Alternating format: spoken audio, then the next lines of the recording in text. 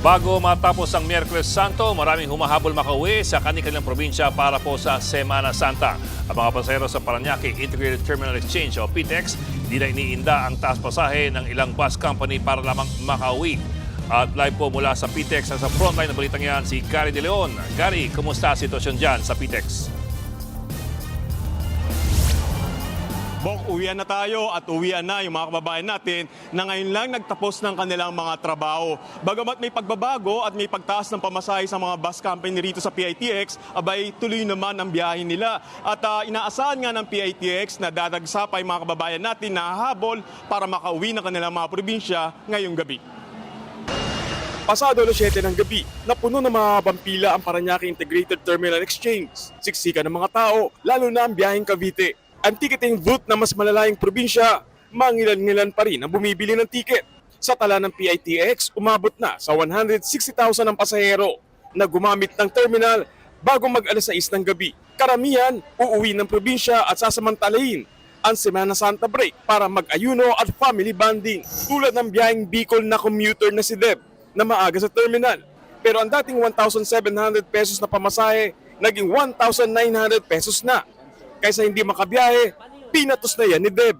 Gina-grab na namin kasi kailangan namin umuwi. Okay. Mas maganda ng Holy Week sa province. No choice na rin ang commuter na si Jessica na uuwi naman ng Daet, Camarines Norte. Nilabanan na niya ang 992 pesos na ticket na dating 850 pesos lang. Okay lang, basta makauwi. Kanina, muling nag-inspeksyon ng iba't ibang ahensya ng gobyerno sa terminal para silipin ang sitwasyon ng mga biyahero. Kabilang sa sinuri nila ang mga driver.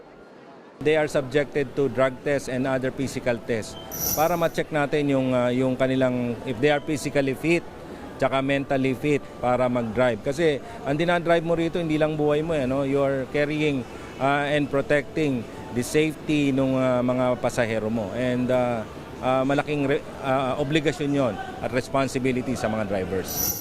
Pati ang mga bus na babiyahe, tiniyak na nasa maayos na kondisyon. Nasita nga ng kawani ng Bureau of Fire Protection at Office of Transportation Security ang fire extinguisher na nakatali ng alambre sa bus. Sa ganyang siste kasi, mahihirapan ang pagresponde sakaling magka-emergency sa bus. Inaasahang lalampas sa 200,000 ang pasahero ng PITX ngayong Holy Wednesday. Taon-taon, no? Yung Holy Wednesday, ito talaga yung pinakamaraming pasahero natin every Holy Week season. So inaasahan natin na dadagsain naman tayo ng mga pasahero ngayon. Fully booked na nga ang biyaheng Bicol, partikular na yung biyaheng Camarines Norte. Meron namang mga extra trip pero pahirapan pa rin daw ang pagkuha ng ticket. Medyo mahirap kanina. Ngayon ko lang ito nabayaran, pero kanina na kami nagpila. Mahirap sir kasi lahat fully book po eh. Oh. Ano po sabi sa inyo? Kanina kasi sir may nahanap ako ng extra bus. Sa kabila niyan, siniguro naman nila na nagagamit ng 1,300 special permits na ibinigay ng LTFRB. Alam mo, Bok, may mga pila pa rin tayo nakikita rito sa PITX. Pero yung karamihan ng mga pilang nakikita natin ay pauwi naman ng Cavite. At fully booked na ng 90% yung biyaheng Bicol, which is kasama na rin yung extra 63 na buses na dinagdag ng LTFRB. Sa talangan ng pamunuan ng PITX mula alas 8 ng gabi, alas 179,000 na yung pasaherong gumamit nitong terminal. At ine-expect nga nila na higit 200,000 ito at mas marami kaysa noong nakaraang taon dahil nga yung ibang mga kababayan nga natin na imbis na gumamit ng kanilang sasakyan dahil mahal ang gasolina ay nag-commute at gumamit ng PITX. Balik sa iyo, Bok. Maraming salamat, Gary De Leon.